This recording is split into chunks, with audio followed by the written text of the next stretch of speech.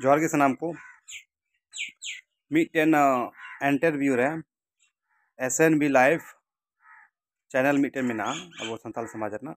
आदो उनी गे इन मिट्टन इंटरव्यू रे कुली लिदिया आदो ना इन दो रोल लेदा बोला इसई हर गई डांगा जिल को जम दा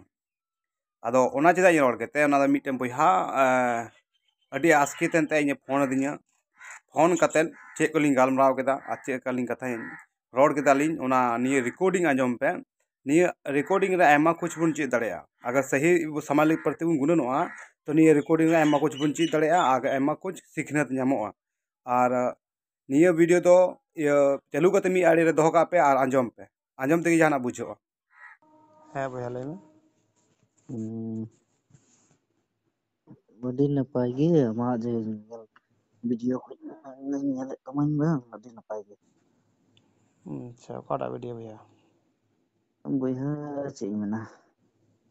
वैसा तो चे मेना रोड तो बांग जरूर गया लेकिन उनका तो बकु रोड़ा बड़ी कथा कना काटा मैं बयहा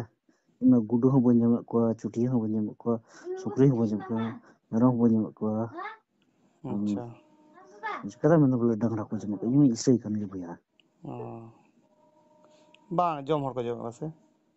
आदो मैंने जो तोड़ को जम को नेले को तो नुका तो बकु रोड़ा बयहा दो अड़ी खराब ये कर मौज बई कर तो जे है ओना इ मेन दा इन दो निये दो लेम कना बोले जम कान ते रोड दा चेदा चो इन लेम कना मालदा जिला चलाव ना मिटन ओना संजय पता आड़ मिटा आतु तहे कना अंदो पूरा आतु को इसय कना होड़ कान गया को आदो चे सेतुंग दिन से चलका दिन चलाव ना आदो ओंडे पूरा डांगरा गज किदिया को आ मी होड़ बाय नाम ले तो उनी इये एंते रंगाव ना जब पे सारे निये 2 किलो से 3 किलो हताव दा बाको सारे दिया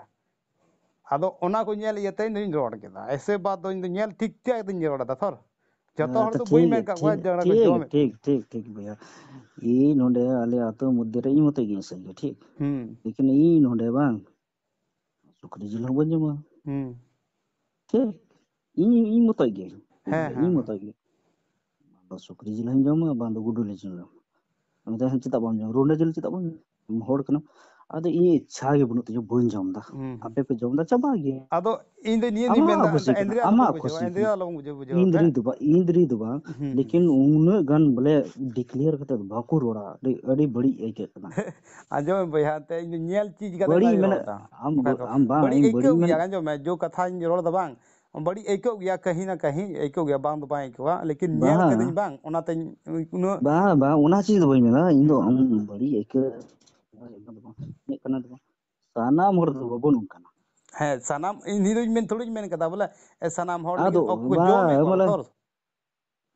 तो हुई ना सुबह सनाम गे सनाम कथा ना जो में सनाम तो बबन कना ठीक तो हर सनाम लेका में ना बना ठीक अबू अबू आम हम पढ़ा लिखा गया बढ़िया गया अच्छा खासा जो भी जबकि इन्हें लटू क्रिएटर का नाम न गन बढ़ा गया है सुबह इन तो बइन बढ़ाया उन गन तो उन गन क्षमता बनती है इन बइन बढ़ाया उन गन बांग नहीं लेकिन कथा नहीं होना अब आज मोने गोटे कटुब तहन गन बुन अब बराबरी तहन ना दागी बांग तहन ना तो अब को लिखा है बुन ठीक अबुआ धर्म मा जो कना अनि तो इच्छा होइना बोले इन ये धर्म मनाव दा है सब कोई इच्छा होइना ओका से चलाना है सब लेकिन अब उनका कदा बांग कना अब अपना हम पूजे करना सुबा है सुबा तो अब कना बुन चलीगा उना कन गया वो लेकिन इच्छा जो होइना उनार बुन चलन लेकिन जतो हर बांग कना मुसबा बांग कना तो आबेन जबन रोड दे बोले जतो गे उनकान गया को उना दो बांग इच्छा ओके अतना उनी कना है अड़ी बड़ी कथा अनिल के बड़ी गे आम बड़ी मिके के दो मिते में बोले ठीक आम बड़ी गेम रोड़ा इन इच्छा करनते अब बांग अपने अपने बुन ओडक कना से बा तो बड़ी तो बई मेंदा ये कना बड़ी इहो बई मेंदा बड़ी तो कदा सब बड़ी बड़ी निया गे इन बड़ी निया गे कदो जतो को उनका बांग इच्छा नहीं होइना बोले उन्नी हने मना कदा ठीक गया लेकिन इन जो जत कना पद कना तो उना इन ठे के मना इन मानाव दो ठीक गया मानाव दई ठीक गया आम ओकाम कुसी दो उनाम मनाव दा इन ओकाम कुसी दो नहीं मनाव दा ठीक गया बाय कथा इन अब समाज रे सही बनुआ एनगे ये जहाँ तक इन तेन गुनुन नामक कना बोले अपना मन मर्जी बुन कमीदा इसलिए ते अब समाज दो आले ढले होकना हानि हंते टनाप कना नुई नोते टनाप कना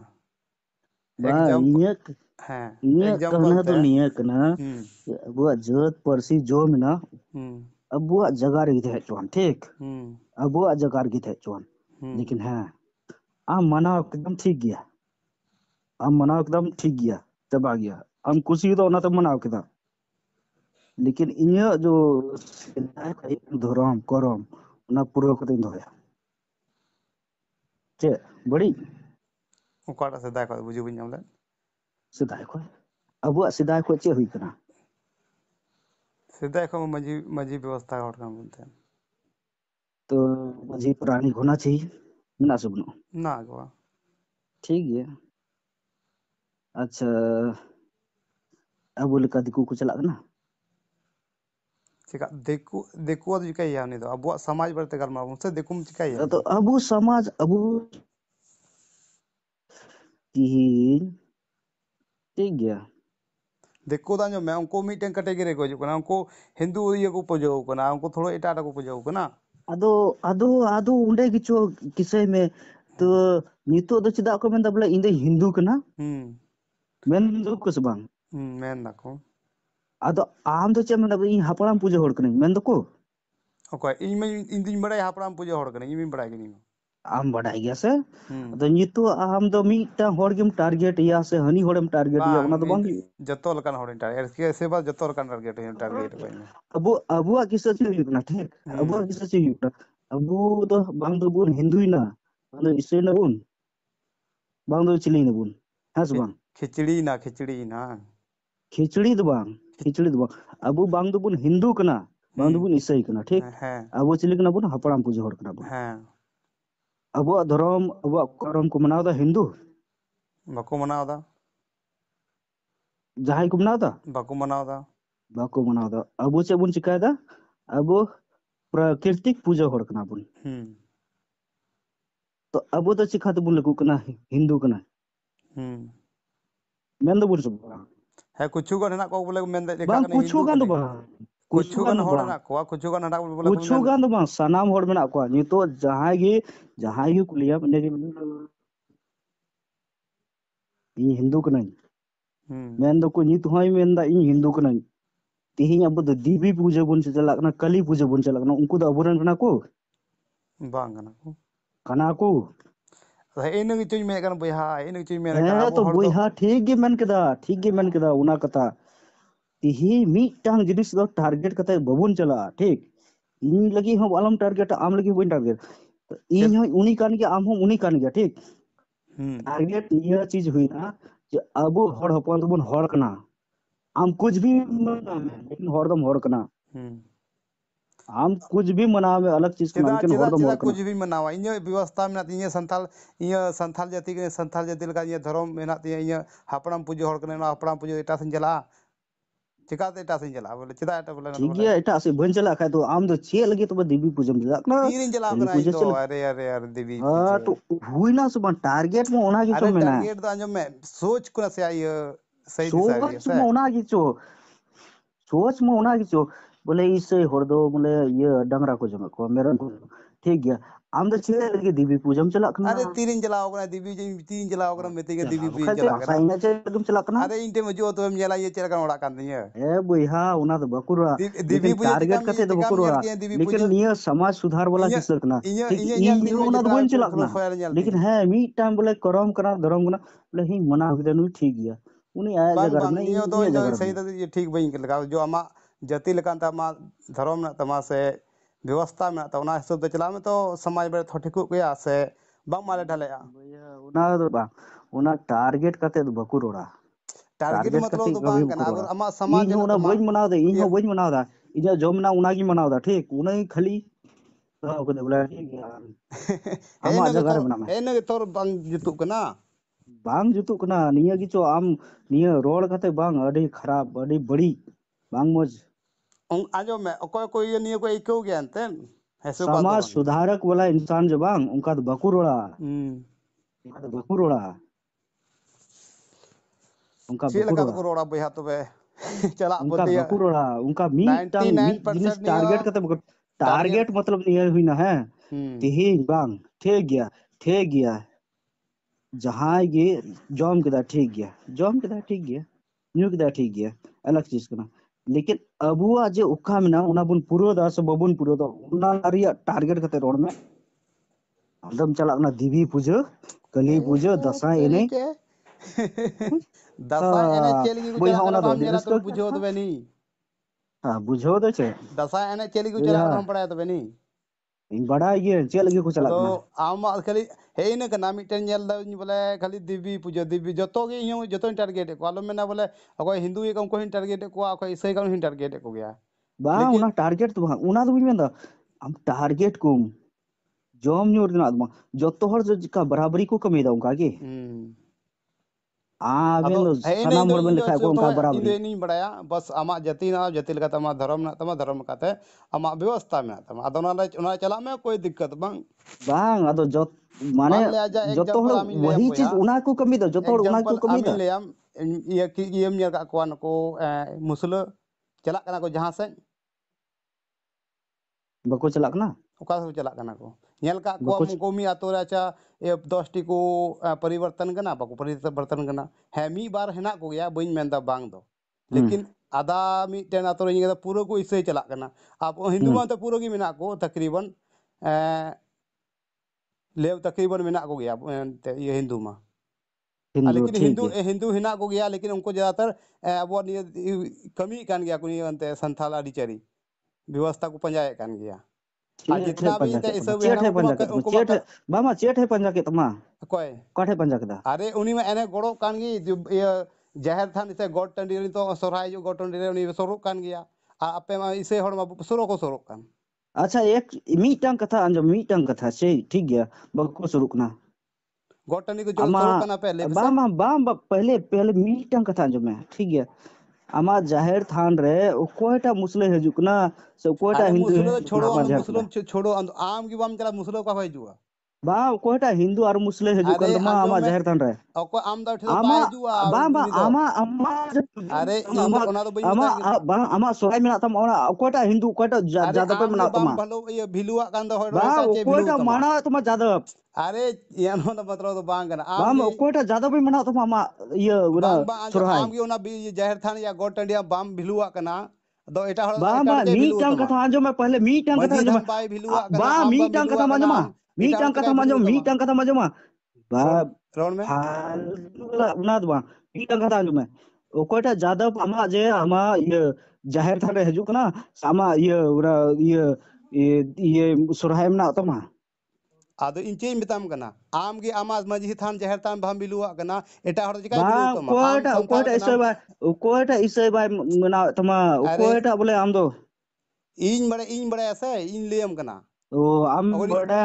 हजू इन में लेम नोडे कना अंजोम में बांग नोडे तो यदि ये उना गान सोराय लटू हुक कना सोराय क्रिएटर रे कन खाय चंदा हजू बाको में को कना आरिन उदू आम कना अरे चेंज लिता मा दो अब आप बांग बुझे कर हजू खान में दो बुया आम आतो क्रिएटर अंजोम कना में उना लटू बांग उनको जितना भी हजू में ये एड्रेस इमाम कना हजू में ठीक गया बांग हुई कहीं अंजोम गड़ी में कुल में ठीक आतो हजू में है कती उदू में जितना भी हिना को ते को हिंदू को में उसो हिंदू में को तो अबुआ संथाल आदि चले तो को बपला बपला कना को बाकू बापला कना संभव बनुआ तुमदा टमाक दे ढाल को बपला बनुआ कना आ जितना ठीक भी गया हिना ठीक ऐसे गया हर उनको मानते ये जो पूरा एटा रीति रिवाज को बपला कन बा ढोल कोयटा टमाक को हिंदू कुइदा आमा आमा अरी चली ते बपला कोयटा हिंदू ले में अरे बच्चे जो तो बपला कना कोयटा बपला रही चौडल तो बपला कना कोयटा बपला कना जितना भी हिंदू मिना कोई हिंदू कान कोयटा को बपला बपला कना को निया कथा कोयटा बपला आलम कना आलम ये बोले निया आलम जिद्धि मीट रे कोयटा बपला कना लई में हो अब नेल कुम जी बाñ ñel ko चिदा कोयटा बाम बपला कना को लई में आदो मी जिद्धिम रोड दा तो चिका हयवा जिद्दी तो बइन रोड़ा उना तो आमा भरम कान तमा भरम तो मतलब बांग कना आम में तो हिंदू हिंदू हिंदू जितना भी हिना को अब समाज रे जतों को ये मजी व्यवस्था को चला कान गया ऐसे ओकोटा फॉलो करना एनो उनको जहां तीनों बको फॉलो दा एनो को तहन कान गया ये बोले ओकोटा फॉलो और तहन आंजम में कना ओकोटा आंजम में तहन कना ओकोटा तहन आंजम में कना लियाम कना जाहिर थान ओकोटा से ये नियो बाहा सोराय रे उनको को सोरो कना को उनको को पूजो ओकोटा बात शुरू दा कना ओकोटा शुरू कना अरे नेल आम समाज रे नेल में समाज रे तहन का स्वाम तहन कना इमा जहां समाज के तीनों बाहर रे तहन ना तिन तामन मजी बाबा जहां तीनों उनको हिंदू को पूजो को कना एन हो बोले सेता आयु सेता बांध उना ये मजी थान ये जो साफा करते हैं दाग दुले कान गया आप पे दूध लगाओ का मिद हो ओ जो आम द मंजी जब के धर्म परिवर्तन का कोना पे जतो पे इक गिडी का कना बपला ओ बिह अलेले इका गिडू बता बपला बिह आम सबसे खत्म खतर बेकार वाला इंसान का नाम जो आम फालतू वाला खाली होर तुले लड़े वो और लड़ाई झगड़ा मत चुल तो के बांग कना किसम किसे वाजिब कथा कना जी वाजिब इन कथा तो संथाल बांग के नाम नाम बेकार कथा रोड संथाल दा आदिवासी के नाम तो संथाल लगी रोड़ा आम जी आदिवासी बांग का नाम आम वही मोदी गोदी मीडिया वाला इंसान का नाम गुद्दी बेटिया सच बोलो तो गुद्दी बेटिया गोदी मीडिया हो सच नहीं बोल रहे हो यार आजो बे सच तो बा इन आंजोम दे समाज लगा तन जला करना समाज लगा तन रोड़ा समाज इया के मजी साथ में नहीं व्यवस्था चल का रहे जी हो उना साथ जला समाज के साथ में नहीं चल रहे हो आहा ओना तो समाज क्या गलत गया बोलता है ओना तो बेहा समाज गलत क्या गया है ओना तो बेहा गलत के लिए हम ना वो यहाँ गलती तो बांग गलती आम अडियल तुम शिकायदा इन में गलती है कांगी जो कि रोड़े का समाज में गलती है कांगी जिदा रोड़दा बांग ये समाज गलती समाज ये गलती नहीं है कान गया बोला सर ना कथा ही रोड़दा सरीना कथा चेन हम रोड़दा हम झूठा कथा रोड़दा चिका झुट्टा ही रोड़दा आपे झूठा ये रोड़दा अंजम में आपे अब बे हड़पन चिली कना बुन हां मीटा कथा ले हड़पन चिली कना बुन चिली के नाम आदिवासी के नाम आदिवासी हम हिंदू का नाम हिंदू बांग करी में ये आदिवासी के हिंदू का होई ना इंदो चिकाते तो बम लई के बोले हिंदू ये अरी चलित को चला कना अंजम में अरी चली ओको अबो समाज हिंदू को लिखा कान उनको मेनदा इंदो इन देखो तो भी मिता को ना इंदो आम मेन के उना चीज के मेन के अरे ओको में लिखा कान हिंदू इन आदिवासी कान लेकिन हिंदू के नहीं उनका को मेनदा ठीक गया आम खुद हिंदू में लिखा कना अरे हिंदू हिंदू इंदो हिंदू बांग के नहीं आम बुझो हिंदू में लिखा कना आजम बोई आम हिंदू में ओको लिखा अबो कना समाज रे हिंदू के लेखा कान बोला इंदु ये हिंदू बोया उना तो अलम रा आदिवासी कान गे लेकिन हिंदू को नहीं उनका लेखा काना को आयमा हिंदू तो हर अलम हिंदू रोड़ा धर्म को बुझो बंजायता आजो उना मैं कथा फालतू रे वाला नसिया उना फालतू वाला मैसेज कुल बुझो कते मैं सही बेकार गया कथा ठीक आ फालतू वाला मैसेज अलम मा को फालतू वाला तो इन मैसेज दुबिन मा को है बोले कोई नियंते परिवर्तन का उन्हें थोड़ा आस्कित है हो गया सचांडे हो गया ऐसे बात तो मांगना बा फालतू वाला मैसेज अलम फालतू को तो भैया तो और बांग करना अलम रही फालतू खाए चुका तो बेकार इन समाज बारते रोड़ा जहां हिंदू का उन्हीं में रोड़े रुहे कोई दे गया समाज बांगना और उना लटू सवाल ही क्रिएटर कुली अलम गया ना ठीक उना फालतू वाला उना मैसेज अलम आपका जाएगे चला जे जहां ठेगे उना उना मैसेज चला खा बांग ने बड़ी कोई कोआ जे बड़ी उनका में एक उना हो गया उना भैया लटू करे मौज कथा रे हारे को बड़ी एक होता नहीं तो मोज मेला कथा ठला तो रे बांग सवाल ही कना कुली भैया उनको बड़ी मोज अस्कित को कथा एक हो बांग गया कना मोज कथा बांग कना अरे चे बागी में मोज कथा बांग कना भैया बड़ाई गई मौज कथा मौज की मोज ओकर कथा बड़ी बांग को कना ये कमी उनको सरहाव को ये ठीक गया ये मोज कथा बांग कना है ओकर बड़ी कमी उनको सरहाव को ठीक गया बोले को है हारे घर की मेंदा बोले ये मौज की फैलाती है बड़ी दौन फैला होती है उना बड़ी तो बन मंदा अरे नहीं को मेंदा हड़ आहो मेंदा बोले मौज दाल ये मड़ी दाल रोड मौज के रोड में इन तो उना बई मंदा ठीक कभी भी निया मैं ना चीज उत्तर चे गना सही कथा में रोड़ा तो गलत हुआ बड़ी कथा में रोड़ा तो गलत ठीक गया इन हो बुझा जो रिकॉर्डिंग मैं करते धोखा बुझा इन हो कन्वर्ट रिकॉर्डिंग करते लेना ठीक धोखा गया निया मामा इन को इnya सही कथा ले दिया ठीक रिकॉर्डिंग है करते लिया मैं धोखा सही सही दा इन ठीक दो गया ना को जो बुझा तो पूरा रिकॉर्डिंग नेल करते ठीक धोखा करते निया रूढ़ है कना ना को दो मामा इnya इnya कथा रिकॉर्डिंग करते धोखा और मतलब पूरा ये इंटरनेट रे फैलाव काम अलग चीज कना लेकिन इन उना तो बई मेना इnya इnya कना निया कना हॉर दबुन हॉर कना ठीक गया हॉर लेकिन कना बुन वैसा हॉर कोई तो चीज हॉर बांग कना बुन कना के ठीक बांध वैसा आदिवासी कना बो ये आदिवासी कना बुन बांध हिंदी कना बुन बांध क्रिश्चियन कना अब आदिवासी कना अब प्रकृतिक पूजा हॉर कना बुन हाँ लेकिन इन तो हिंदू और मुस्लिम और सिख ईसाई एक से दुबनी मंदा आमा जो कना उना चिका में ठीक अदो उना में चिका कान बोया लेकिन आम आम चिका दा बोया उना दो बाम चिका दा अच्छा चल लगा कमी अच्छा मुने मेन अनुसार से आमा कथा की इnya बुझो का इnya मोने अनुसार दो उना दो बई मंदा इnya मोने अनुसार दो चेन हो बांग कना इnya कना निया कना ठीक इnya मी टंगी शब्द में जे जल में अब प्रकृतिक पूजा हर कना बन ठीक है नहीं हम बुझे कान गया प्रतीक ठीक गया पूजा हापय करना तबे मिटang एटा कथा बम चला करना मिटang बा ठीक गया मिटang कथा इन तो हिंदू हो बांग नहीं बांग तो मुस्लिम नहीं सिख नहीं बांग तो ईसाई नहीं ठीक ठीक गया इन हो बांग नहीं ठीक लेकिन है मिटang जिनिस निये हुना बोले मिटang रस्का इन को कदा ओनाते इन क्रिश्चियन इन बनाना ठीक गया हापय अबु भीतरी रिया किस गिल आम रस्का मिको तो माराम बरम बनाना मारांग बुरु दो मिटन अब आदिवासी खय गे हिजुक ना दा हापय एंते मिटang कथा मेंदा लेम कना ना उत्तरी हम हापय देम एंते कना मिटang कथा अबु तिही रस्का मिको कदा कोटा चोंग रस्का इको कदा उनी क्रिश्चियन बनाना कोटा चोंग रस्का इको मारांग बुरु बनाना कोटा चोंग चे रस्का इको कदा राम भगवान बनाना कोटा चोंग चिली कुछ आर हो आयमा ढेर मेना कोटा मेना है सब तो और अबु दो मेन पूजो हर चिली कना बुन अगिल हपड़ाम कना बुन सब कना कना बुन है सब और तिही ईसाई कना चाहे बिदिन कना चाहे माराम बुरु कना जब तक जहाना पर्व गे हुयो त्योहार हुयो यदि आयरन हपड़ाम बाय चोडोराय का जम दाड़े कना आयल हपड़ा बाय चोडोराय कन खाय अजो में ये जब गे जहाना पर्व हुयो दो दिसई गयाय से चुरुज गे दका जम जखे हो ऐसे बात दो बांग करा है तो चोडोराय कना से बाय चोडोराय कना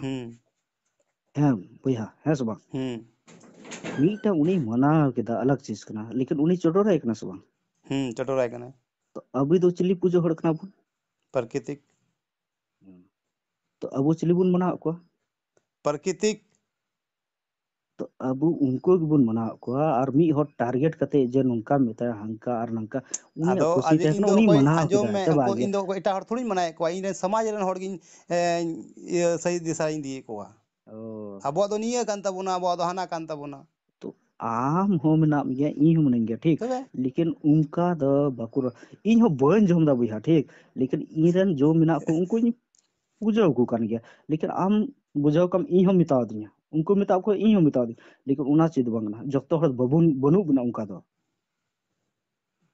अच्छा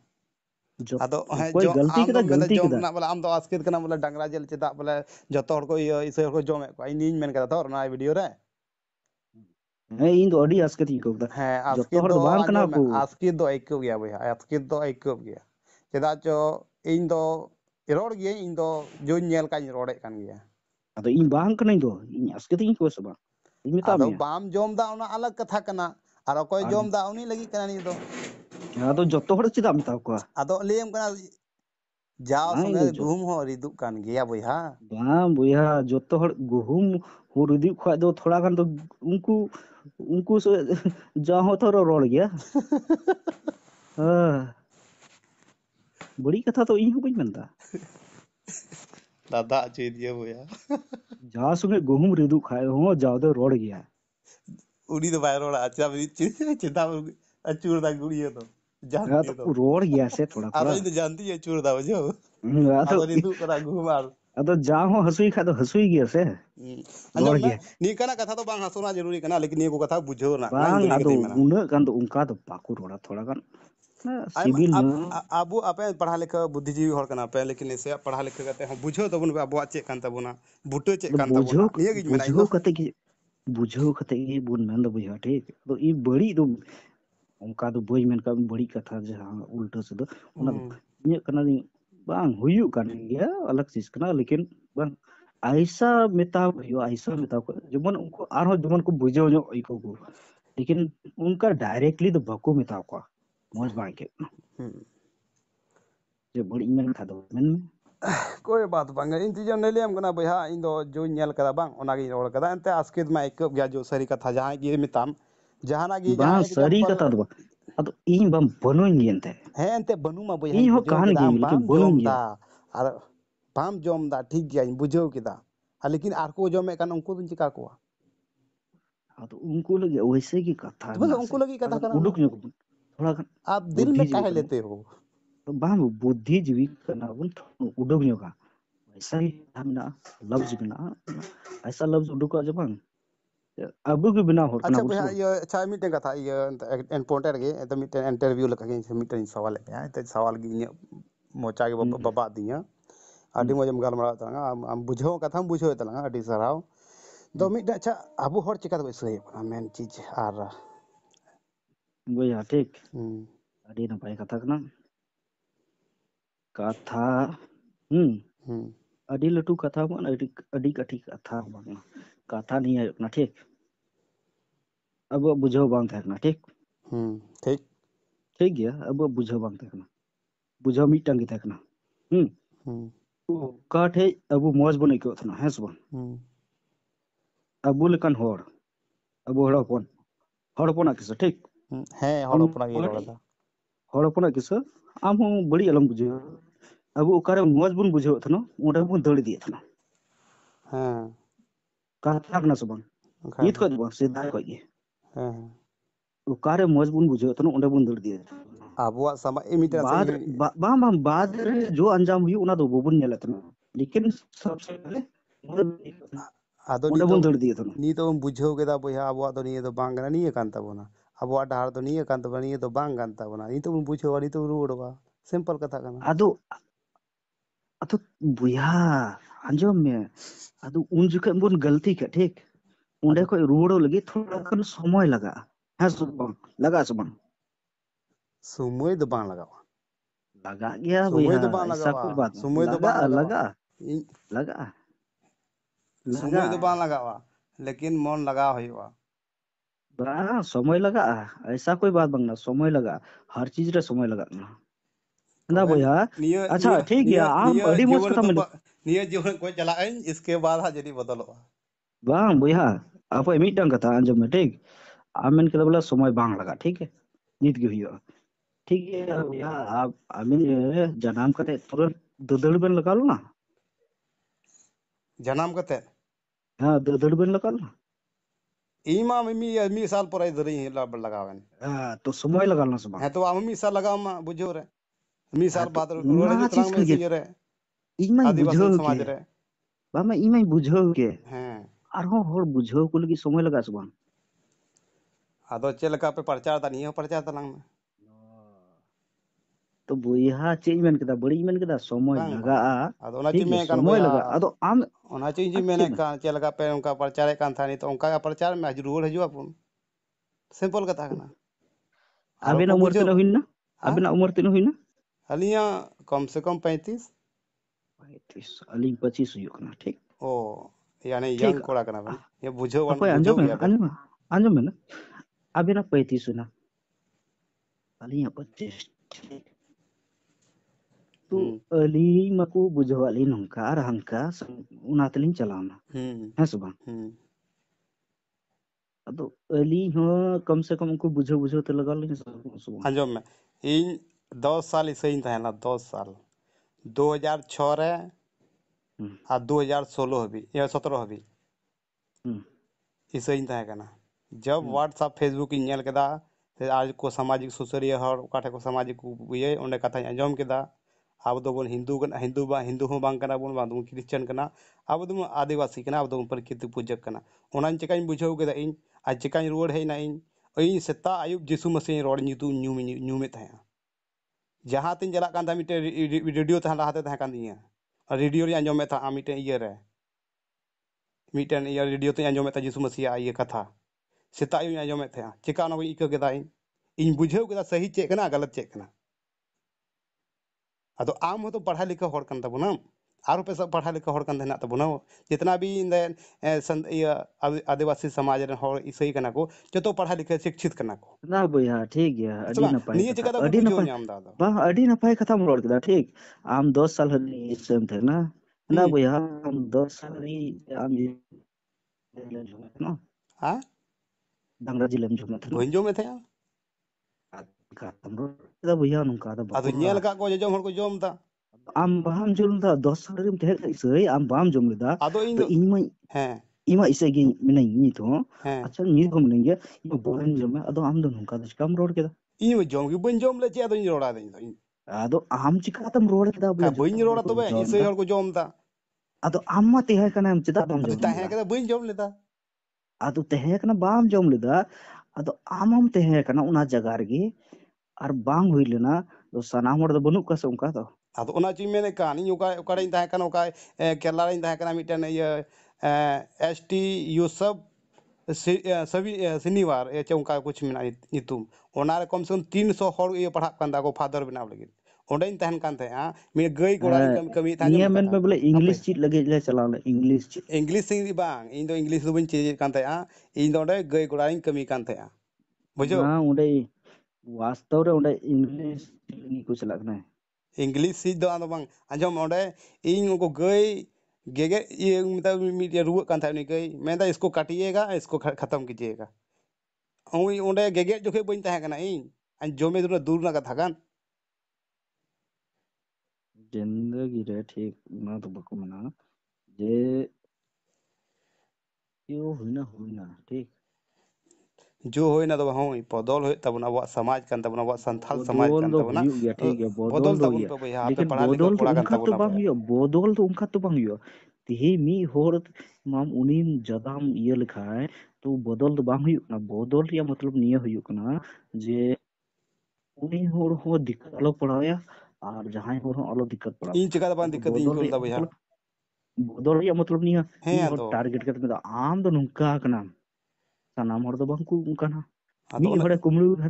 मीटा आतो रे नोरे कुमड़ू की खाए जतो आम को दो कुमड़ो पूरा कना आतो सुधर रे मेता कुमड़ू तो जतो हुयुआ जतो को शुद्ध ये कुमड़ो कना जतो को कुमड़ू खाए तो तबे थोड़े को बदला उनका तो चिकाते लेकिन इन जो बिन तहे कना को लया बोले निया ओड़ा रे मिड होड़े इसे कन खाय धीरे धीरे ते निया जिसु मसीह ये समाज रगी इंते इसे समाज रगी तहे कना उनको को मेना मी होड़े इसे कन खाय नहीं हो इसे हनी हो इसरवा बाय मेना मिटेन डीबी जो लेखाय हानाटा डीबी जो लो अनीटा डीबी तो ओना ओड़ा तो पूरा मसाल चाबा अदो नेका कथा कना अड्डी बढ़िया ये कथा में ठीक अब इंग्लिश बन पढ़ा करना ठीक इंग्लिश दो बिन पढ़ाओ का इंदा हम पढ़ा कन गया ठीक गया नॉलेज वाला बुद्धिमान होड़ के नाम सनाम बढ़ाई गया ठीक अब इंग्लिश बन पढ़ा करना हर चीज रे उच्चारण मिटांग दो बांग हुयुग ना अलग अलग जगह रे अलग अलग चीज रे उच्चारण हुयुग ना ठीक ओना तमा उनो स्पेलिंग मेना से स्पेलिंग में ना तबे इज हर दैट दिस सनाम में ना है सुबह ओना दो इन दो बिन बड़ाया सनामा में ना ई जहाज इन सनामा दो में बिन ना बड़ाया इन दो हिंदा गो सनामा हिंदा में ना बा हिंदा दादा हिंदा हिली हिंदा कुमंग हिंदा आडे बा हिंदा मारांग बा नि इन बड़ाया इन दो ई आज ठीक दो है बिन बड़ाया ठीक है अड़ी मोहज अड़ी भाई कथा तो तब बढ़ाई गया लेकिन सनाम जिनिस रे उच्चारण सनाम जगह रे में ना हैं आ इन दो नि बड़ाया ओ ओत ओग ओंग ओल नि बड़ाया अदो अदो मिता हिंदा आडे बा हिंदाया दो बांग दे बाई मेताया हिंदाया दो बा तबे याद ओकारे यूज कना अरे आडे याद बा दो करे निये दो तिरिंग मेन कदा दे बाई मेन कदा या तिरिंग मेन कदा इन दो बा ना कथा कना सुबह ओकारे यूज कना ओका चीज उंडे के यूज से हैं ओंडे ओकाठे इन दे बागन तो दे बाथाई मेताया ओका इन से लेबन तो से मेताया आदो ओंडे ई आज थोड़ी रोड़ा अदो कथा सनामा हम बुझो कदा भैया ठीक बुझो गया सनाम हम बढ़ाई गया लेकिन बांग थोड़ा गन हना नवा दो बांग कथा उना कना तो हैं जत्तो हर मी ठे बन तुला लिखो गया थोड़े को तुला बको तुला बांग अबो संथाल कना पुन अबो दो एसटी कैटेगरी को हजू कना अबो दो मिटन व्यवस्था हेना तबोना अबो मिटन लिपि हे कना ऑल चिकी लिपि ठीक गया निये तो बन ऑल पढ़ावा निये तो बन बुद अकीलोआ निये तो ऑल चिकी ते नितो ग्रेजुएट हो निये तो होयो कान तबोना जहाना पढ़ा ऑल चिकी ते निये खन नौकरी चाकरी हताव दाड़ेया निये पढ़ा सेणाय तबन पे ऑल चिकी ते संथाली भाषा रोड तबन पे इंग्लिश ताले पे रोड़ा हिंदी तो रोड में भारत दिसम रे हिंदी ज्यादा चला करना कोई बात बन करना यार मैं भैया ठीक हिंदी रोड़ा से संथाली रोड़ा है ठीक अबुआ धर्म और अबुआ करम अबुआ रोड और लांदा सनम मिट गितन kan tabona ठीक मिट कान तबन चेदा तबन इटा तबन चला करना तबे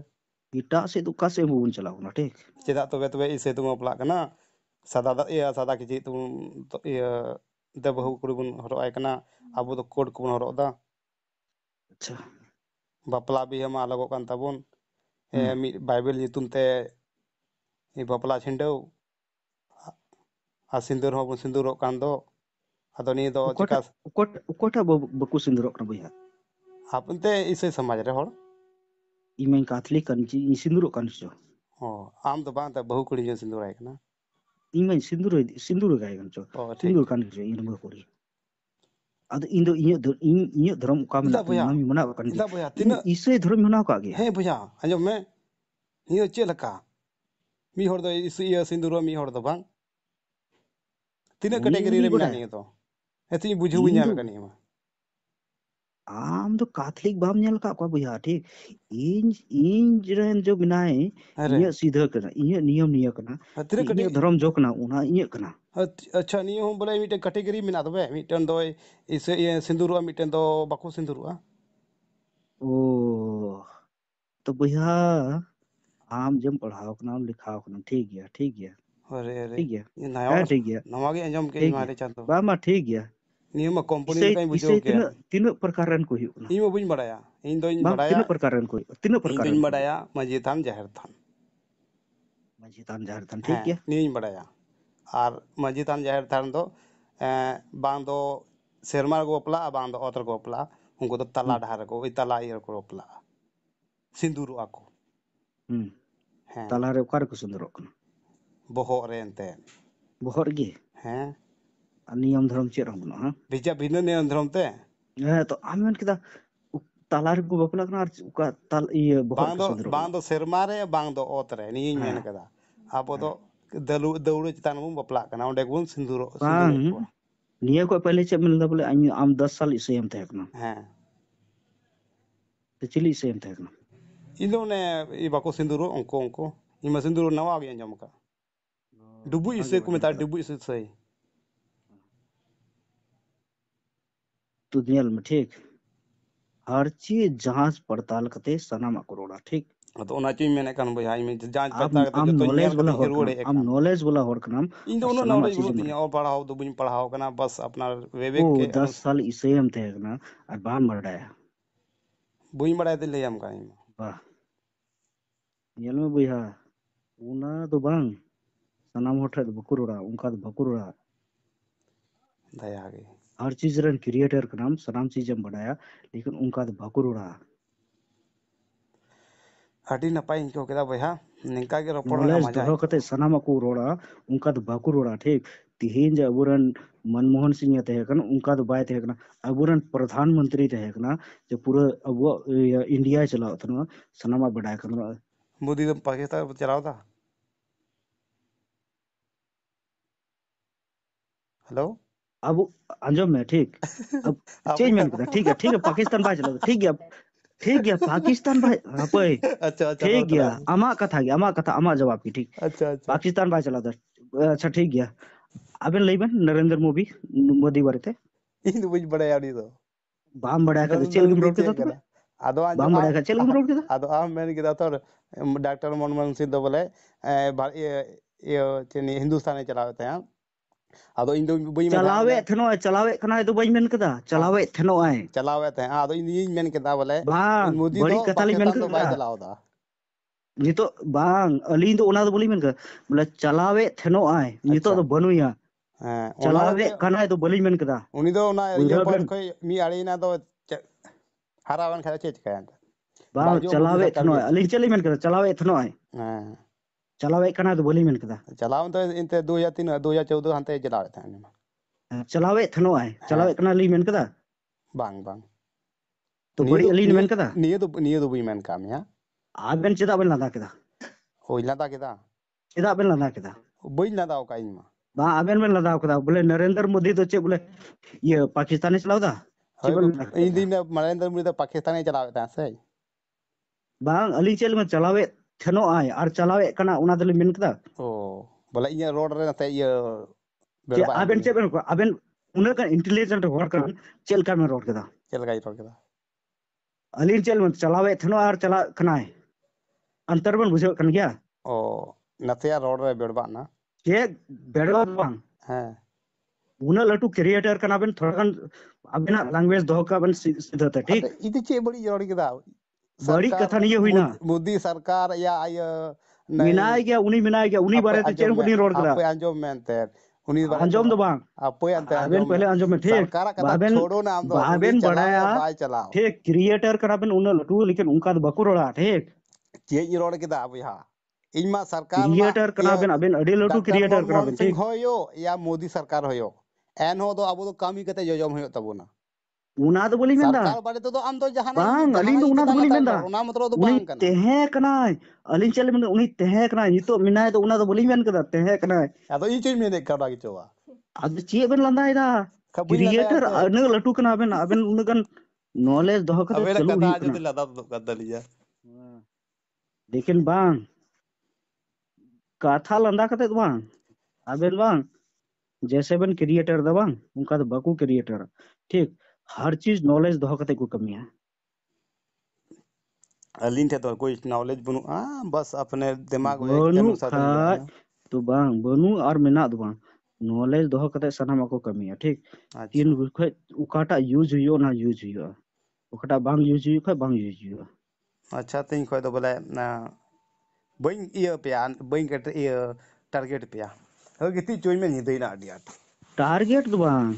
नॉलेज दोह कते चला जो सनामा पे कमी जहाँ बेन जहाँ ठीक गया जहाँ अड़ी जहाँ मौज गया मुस्लिम पे नपाय हिंदू गया पे चले पे चका पे पे कोई दिक्कत बांग ना भाड़ में जाए संथाल समाज हाँ आंग